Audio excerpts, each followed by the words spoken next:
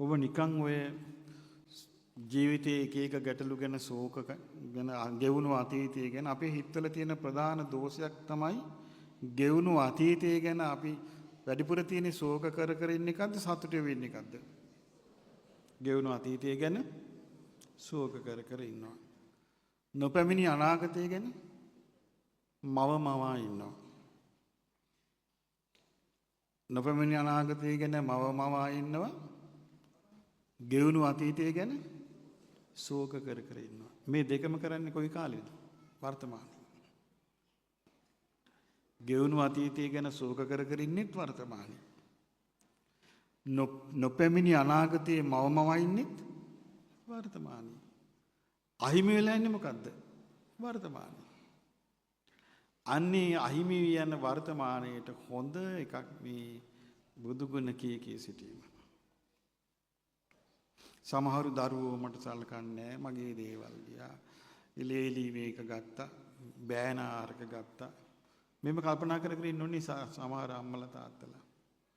මම මේ ළමයින්ට පුලක් හොඳට ඉගන්නුවා, දැන් මට කතාබස් කරන්නවත් නැහැ. මේ ගෙවුණු අතීතය ගැන උපාදාන කරගෙන, උපාදාන කියන්නේ දැඩි ලෙස හිතෙන් ග්‍රහණය කරගෙන විඳෝ ඉන්නවා. අපිට මේ විඳවිල්ල මානසිකව තියෙන විඳවිල්ල අතහරින්න පුළුවන් හොඳ ක්‍රමයක් තමයි මේ ශාස්ත්‍රුන් වහන්සේ ගැන මෙනෙහි කිරීම. මොකද මේ ලෝකේ අතහරින්න අමාරු දේවල් ප්‍රධාන වශයෙන් කීපයක් තියෙනවා. එකකින් එකක් තමයි දරුවන් කෙරේ තියෙන බැඳීම. ඒ දරුවන් කෙරේ තියෙන බැඳීම කුමක් වගේද තියෙනවා කියන්නේ? සම්මස්නහර ඇට විදගෙන ගිහින් ඇට මිදුළු වල තියෙනවා වගේ කියනවා. අන්නේ බන්ධනය නිසා ගොඩ දෙමාපියෝ විඳවනවා. ඊළඟට ඒ විදියටම බන්ධනයක් තියෙනවා. ඒකට මොකක්ද කියන්නේ? ලාභ සත්කාර කීර්ති ප්‍රශංසාවන් කෙරේ තියෙන අපේක්ෂාව. මට මේ දරුවෝ සල්ලකයි කියලා අපේක්ෂාවෙන් ඉන්නවා. දරුවෝ වතුර ටිකක් දෙයි කියලා අපේක්ෂාවෙන් ඉන්නවා. සමහර අම්මලා තාත්තලා හිතාගෙන ඉන්නවා තමන්ගේ අවසාන භාගේ තමන් ඈත ඉන්න ළමයි මැරෙන්න ඉස්සෙල්ලා ළමයිව බලන්න ඕනි. මේ වගේ අර ලාමක ආසාවක්. මැරෙන්න ඉස්සෙල්ලා ළමයි බලන්න ඕනි. මැරෙන්න ඉස්සෙල්ලා ළමයි දකින්න ඕනි. අපිට පාඩම් ඉගෙන ගන්න මේ අතීතයේ ඕන තරම් තියෙනවා. දැන් ඔබට මතකද කොරෝනා හැදිච්ච කාලේ?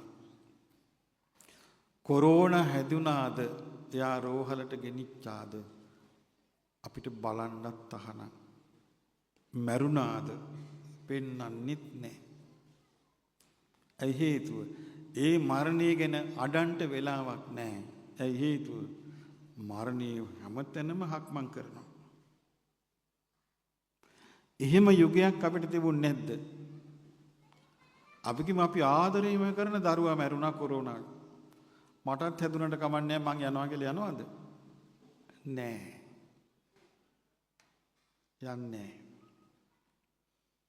දවසක් කොසල් රජුරෝ මේ මල්ලිකා බිසවගෙන් මල්ලිකා දේවියගෙන් ඇහුවා, දේවිය ඔබ වඩාත්ම ආදරේ කාටද? ඉතින් කොසල් රජු බලාපොරොත්තු වෙන්නේ නැත්තේ මොකද්ද?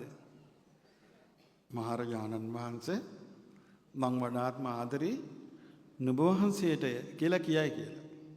මල්ලිකා කිව්වා, මහරජාණනි මා වඩාත්ම ආදරේ මට. රජතුමා අවුල්ුනේ නැහැ. රජතුමා අවුල්ුන්නේ නැහැ. රජතුමා ඊට පස්සේ මේ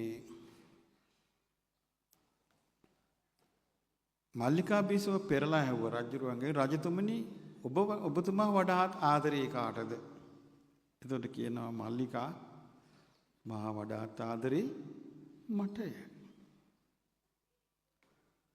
බුදුරජාණන් වහන්සේ ළඟට කොසල් රජුරුව මේ කරුණ අරගෙන යනවා. දැන් රජුරවන්ට මේක හරි ආඩම්බර කරුණක්. කියලා කියන භාග්‍යතුන්වත් අපි මෙහෙම කතාවක් ගියා. එතකොට බුදුරජාන් වහන්සේ වදාලා තමාට තමයි තමා වැඩිපුර ආදරේ. තමාට තමා වැඩිපුර ආදරේ නම් තමාව අකුසලයෙන් බේරා ගන්න, තමාව නොමග යැවීමෙන් බේරා ගන්න, තමාව විපතටපත් වීමෙන් බේරා ගන්න ඒ කල හැකි කාටද? තමාටමයි. හැබැයි ධර්ම මානසිකාරය කරන කෙනාට ඕක කරන්න පුළුවන්. ධර්ම මානසිකාරයෙන් නැති කෙනාට බෑ.